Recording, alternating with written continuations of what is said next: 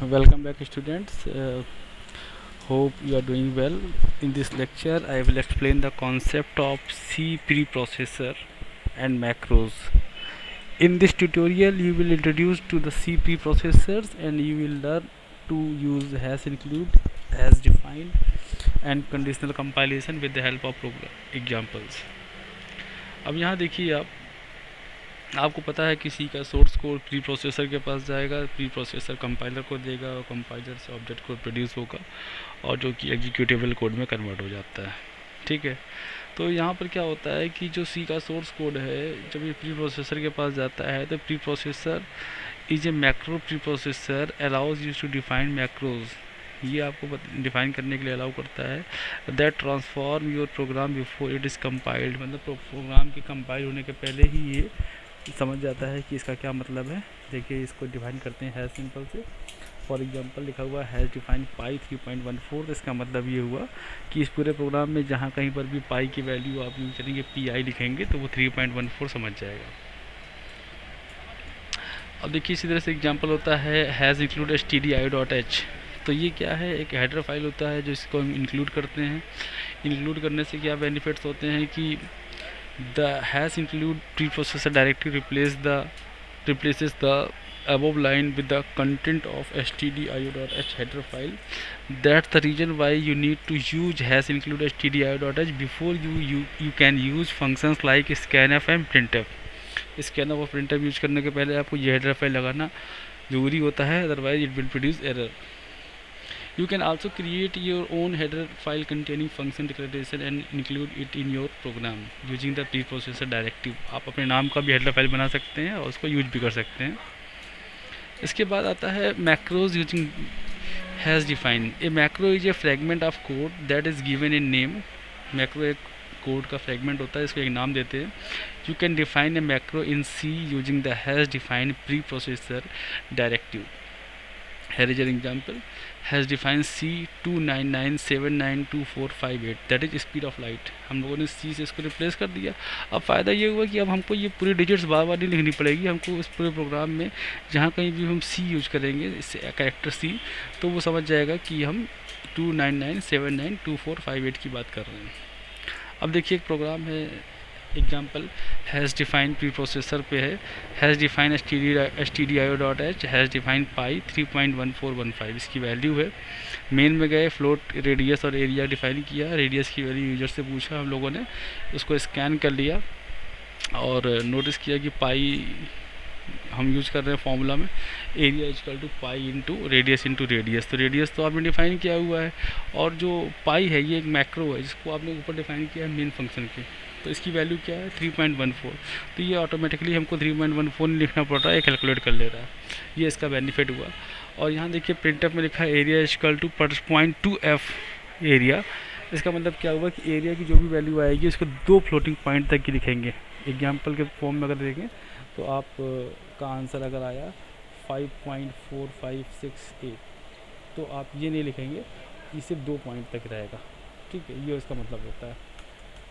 अब देखिए functions like macros. Functions like macros का क्या मतलब होता है, you can also define macros that work in a similar way like a function call. हम बिल्कुल उसी तरह से यूज कर सकते हैं। This is known as a function like macros. For example hash define circle area और उसके अंदर एक आप वेरिएबल आर पास कर दें, है ना, और उसके आगे आप इसका फार्मूला लिख दें, तो इससे क्या होगा कि ये जो फंक्शन काम करेगा। Every time the program encounters, कहीं पर भी प्रोग्राम में सर्किल एरिया आर्ग्यूमेंट मिलेगा तो it is replaced by 3.1415 into argument. और आर्ग्यूमेंट मतलब क्या है कि जो आप रेडियस पास करेंगे वो। तो अगर हम इसको मान लेते हैं कि हम लोगों ने we passed 5 as an argument then it expand as below, circle area 5 expand to 3.1415 into 5 इसी तरह से देखिए दूसरा एग्जांपल भी एक लिखा हुआ है। हैज़ डिफाइन सर्किल एरिया और उसके अंदर आर को पास कर दिया और उसकी वैल्यू इवेल्युएट करके पाई इंटू आर कर दिया। और फंक्शन के अंदर मेन फंक्शन के अंदर हमने देखिए यूज किया है एरिया, यहाँ पर इस जगह पर area is equal to circle area radius. तो जैसे इसको कॉल करेंगे तो कंट्रोल हमारा यहाँ से सीधे यहाँ पहुँच जाएगा और यहाँ से कैलकुलेट होकर आंसर हमारा प्रिंट हो जाएगा। ठीक है ना, तो इस तरह से हम यूज करते हैं। इसके बाद आता है conditional compilation. Conditional compilation in C programming in can instruct preprocessor whether to include a block or of code or not. To do so conditional directives can be use. मतलब हमको एक particularly block को execute कराना है कि नहीं कराना है, ये हमको कंडीशनल कंपाइलेशन से पता चलता है। ठीक है, इससे एक फ़ायदा ये होता है कि अगर हम किसी प्रोग्राम में इफ़ का यूज़ करते हैं तो प्रोग्राम को कंपाइल होने के बाद पता चलता है कि हमको इफ़ वाले ब्लॉक में जाना है या नहीं जाना है। पर अगर हमने मैक्रो के फॉर्म में डिफ़ाइन किया, कंडीशनल कंपाइलेशन कर दिया, तो वो प्री प्रोसेसर के एग्जीक्यूशन के समय ही जान जाएगा कि हमको प्रोग्राम के इस पार्ट को एग्जीक्यूट कराना है कि नहीं कराना है।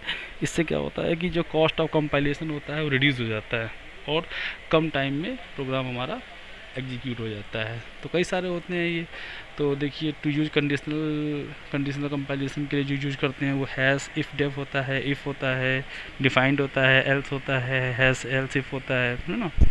ये सब होते हैं, आप इसका यूज कर सकते हैं इस तरह से। देखिए लिखा हुआ है, you can also add nested conditional to your if else using hash elif. Hash if इसका मतलब क्या हुआ, condition codes if expression is non zero.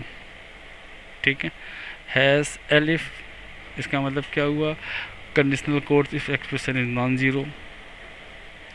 Hash elif expression two conditional codes if expression is non zero. Else conditional if all expressions are zero. अगर सब कुछ false हो जाता है तो ये चलेगा। जैसे इफ़ फिर एल्स इफ फिर एल्स इफ फिर एल्स इफ वाला कॉन्सेप्ट जो था नेस्टेड इफ एल्स का, बस वही है यहाँ पर। यहाँ पर हम प्री प्रोसेसर में डाल देंगे तो ये कंपाइल होने से पहले ही स्किप कर देगा इस पार्ट को। ठीक है, तो हैज़ डिफाइंड में क्या होता है, देखिए defined is use to test whether a certain macro is defined or not. अगर हम डिफाइंड यूज नहीं करेंगे तो हमको पता नहीं चलेगा। ठीक है, अब देखिए प्री डिफाइंड मैक्रोज क्या है। कुछ प्री डिफाइंड मैक्रोज भी हैं हमारे पास जिनको हम यूज करते हैं। देखिए इसके मैक्रो, उसकी वैल्यू लिखी हुई, ये मैक्रो है, ये उसकी वैल्यू है। डेट का मतलब अगर हम डेट अंडरस्कोर डेट इस तरह से लिख दिया, इस जैसे ये लिखा हुआ है। ठीक है, तो ये क्या करेगा, a string containing the current date को प्रोड्यूस कर देगा। इसी तरह से file, line, stdc and time, इसको यूज कर सकते हैं। एग्जांपल देखिए, अगर we want to get the current time तो हम इस तरह से प्रोग्राम बना सकते हैं। मेन फंक्शन के अंदर प्रिंटफ के अंदर करंट टाइम %s और इस तरह से हमने अंडरस्कोर टाइम अंडरस्कोर लिख दिया तो ये करंट टाइम को प्रोड्यूस कर देगा। तो ये बेसिक्स होते हैं हम यूज करने के कि हम किस तरह से यूज कर सकते हैं हमारे प्रोग्राम के अंदर कंडीशनल्स को। अब देखिए आप, जैसे यहाँ पर एक चीज़ है, has if has else if, मैंने आपको बता ही दिया। बेसिकली इन सब का जो यूज होता है वो हार्डवेयर लेवल प्रोग्रामिंग में ज़्यादा करते हैं, क्योंकि यहाँ पर हमको कंडीशंस को देख कर सिग्नल को पास करना होता है और उसके हिसाब से डिसीजन लेना होता है कि क्या ये कोड आगे चलेगा या नहीं चलेगा। तो आप इसकी प्रैक्टिस करिए। इसके थ्योरेटिकल क्वेश्चंस भी ज़्यादा आते हैं। इसके अलावा कोई अगर डाउट आता है तो मैं आपको क्लियर कर दूंगा नेक्स्ट लेक्चर में। Thank you for watching this video. और कोई क्वेरी है तो आप बीच में से पूछ सकते हैं।